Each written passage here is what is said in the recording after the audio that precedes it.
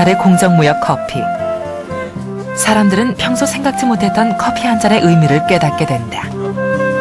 나의 일상 속에서도 지구촌 가난한 나라 농부들의 손길이 숨어 있다는 사실. 커피가 가르쳐주고 있는 것이다. 커피 향이 굉장히 좋고요. 맛도 부드러워요. 커피 한 잔 마심으로써 불쌍한 사람들을 도울 수 있다는 그런 깊은 뜻이 있어서 앞으로도 계속 마실 생각입니다. 사실 사람들이 커피 마실 때 그런 생각 잘 안 하잖아요. 제3세계 농부들한테 어떤 혜택이 가고 그런 거 생각하면서 먹진 않지만 이렇게 아름다운 가게에서 좋은 의미에서 이렇게 커피를 판다는 것 자체가 한 번 더 그런 거를 일깨우면서 나도 왠지 어떤 국가적으로 봉사를 하고 있는 게 아닐까, 막 이런 커피 한 잔 마시는 것밖에 아닌데도 굉장히 그냥 뿌듯한 그런 느낌이 들고, 많은 사람들이 많이 이걸 마시면서 그 농부들한테 어떤 조금이라도 기여가 된다면은 되게 좋을 것 같아요. 단순한 습관에 지나지 않았던 나의 소비가 저 먼 땅의 생산자들의 삶에 가 닿는다는 사실. 그것을 느끼게 되는 순간이 바로 공정무역을 실천하는 순간이다.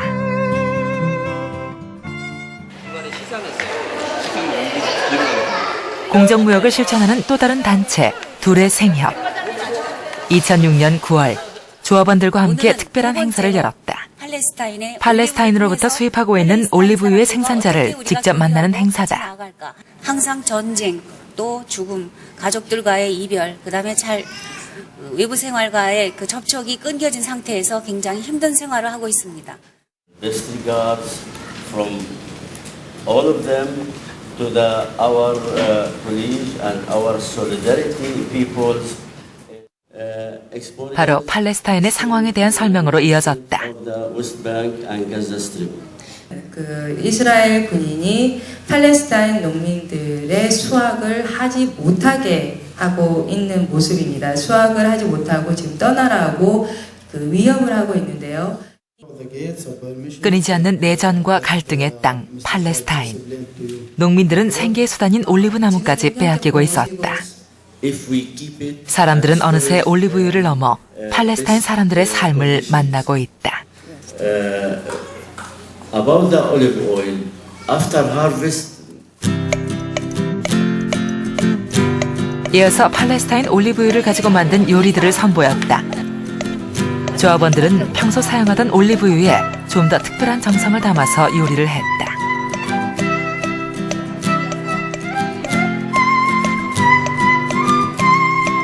사선을 뚫고 한국이라는 나라에 들어온 귀중한 올리브유란 사실을 알게 됐기 때문이다. 올리브유란 물품이 팔레스타인과 한국이란 아무런 연관이 없어 보이는 두 나라를 이렇게 이어주고 있었다. 이들에게는 삶을 지탱하게 하는 올리브유. 이것을 수출할 수 있는 공정무역은 바로 자신들의 삶을 유지시키는 고마운 힘으로 존재한다. 세상에 대한 희망과 삶의 의지를 주시고요. 그래서 만들어진 올리브유를 먼 한국의 소비자들에게 전하고 있습니다. 저희는 누구나 마음을 먹으면은 농사를 지을 수 있는 이런 곳에 산다는 게 어찌 보면 너무나 축복이다라는 생각을 하고 있어요. 근데 팔레스타인은 농사를 짓는 것 자체가 너무나 어렵고 쉽지 않은 일이다라는 것이 여러 가지 자료들 보니까 그렇더라고요. 그래서 그런 것들은 정말 가슴 아프다라고 생각합니다. طبعا انطباع كثير عالي جدا وهذا الانطباع سيدعمهم ويشجعهم على إمكانية تسويق منتجاتهم وخاصة زيت الزيتون في منطقة جديدة وسوق جديد هي سوق جنوب كوريا. 우리나라 소비자의 입장에서 봤을 때는 이스라엘의 문제라든가 팔레스타인의 문제에 대한 이해를 갖게 되고 그러한 상황 속에서 얼마나 이분들의 삶 속에서 올리브유라고 하는 것이 얼마나 중요한가라고 하는 것을 이해하게 되는 그런 이해를 통해서 올리브유에 대해서 조금 더 소비를 하게 된다면은 그 나의 작은 소비의 상관이라고 하는 것이 그 지역 사람들의 여러 가지 생산 활동이라든가 평화에 조금이라도 기여할 수 있다. 라고 하는 이제 의미로서 이제 오게 된다면은 그것으로서 이번에 생산자와 소비자의 만남이 의미 있는 만남이 되어지지 않을까라고 생각을 하고 있습니다. 둘의 생협연합회는 공정무역을 하기 위해 AP넷이란 무역회사를 설립했다. AP넷을 통해 2004년부터 필리핀 네그로스 섬에 마스코바도 설탕을 들여와 조합원들에게 공급하고 있다.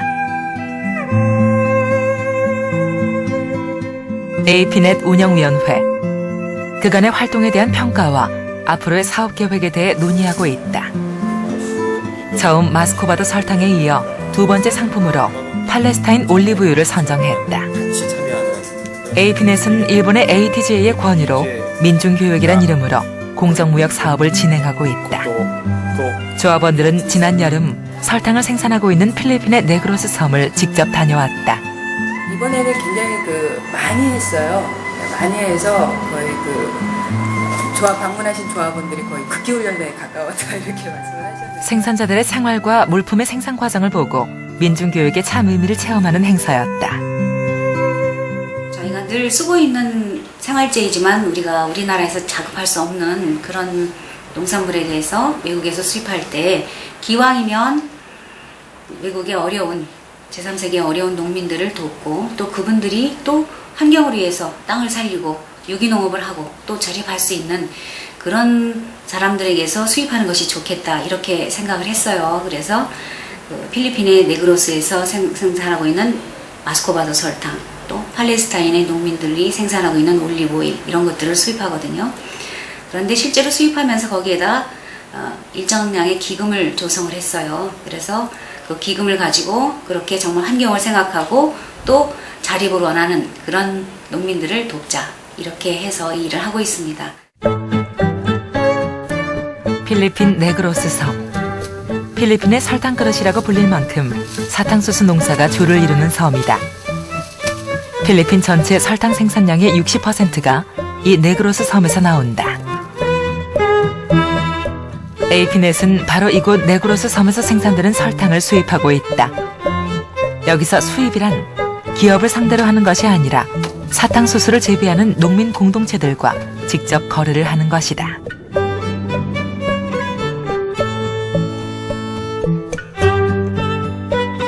설탕을 만드는 과정은 간단하다. 유기농으로 재배한 사탕수수를 분쇄기에 넣고 빻아서 끓이고 즙으로 나온 것을 그대로 설탕으로 만드는 것이다. 이 과정은 화학 재료를 쓰지 않고 모두 재래식으로 이루어진다. 사탕수수의 성분이 그대로 들어있는 이 유기농 설탕은 세계 각국으로 수출되고 있다.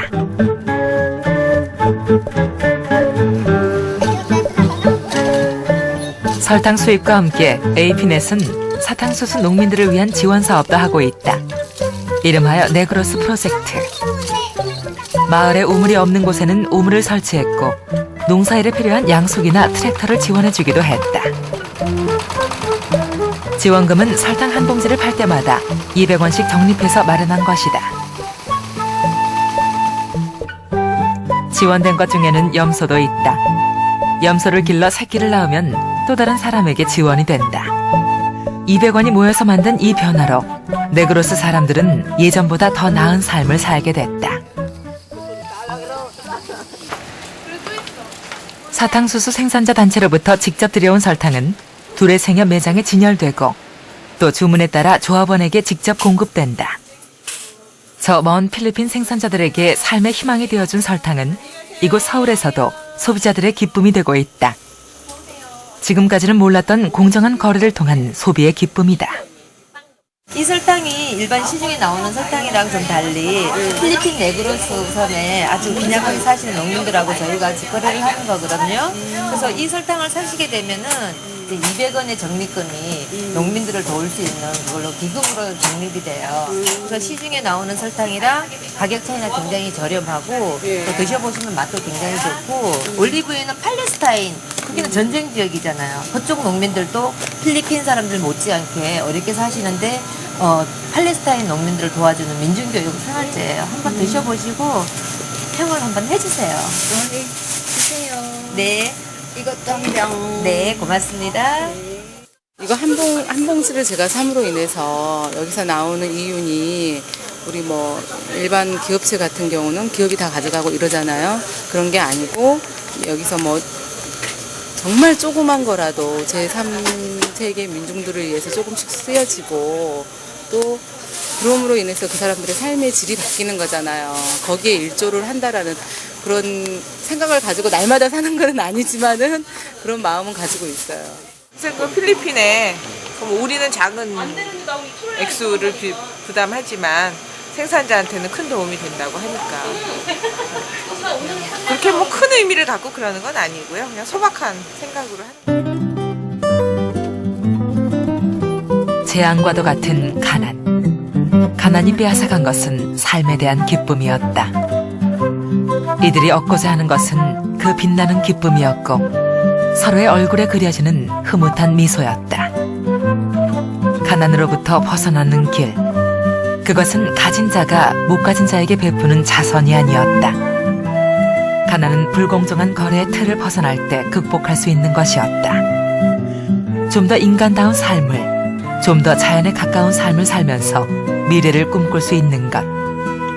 공정한 거래가 있다면 가능한 일이다. 촛불이 하나둘 퍼져 어둠을 밝히듯이 한 사람 두 사람의 공정무역 실천으로 모든 사람이 더불어 웃고 사는 밝은 세상을 그린다. 한국은 세계에서 가장 가난한 나라 중에 하나였다가 지금은 선진국 말석이지만 선진국 대열에 끼었고 그렇기 때문에 가난하면 뭐가 나쁜 건지 가난하면 어떻게 되는 건지 그다음에 경제 발전을 하면 좋은 점은 뭐고 나쁜 점은 뭔지 이걸 경험을 해봤단 말이죠.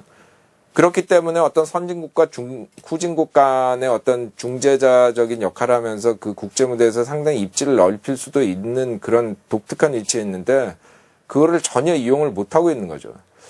이런 것이 이제 되려면은 그 유엔 사무총장 배출하는 것도 중요하지만 국민 의식이 이제 확대가 돼야 되는데 제가 보기엔 공정무역 같은 것이 그런 그 후진국 문제에 대한 국민들의 의식을 깨우치고 이런 데 있어서 상당히 중요한 촉매 역할을 할 수 있다고 생각합니다.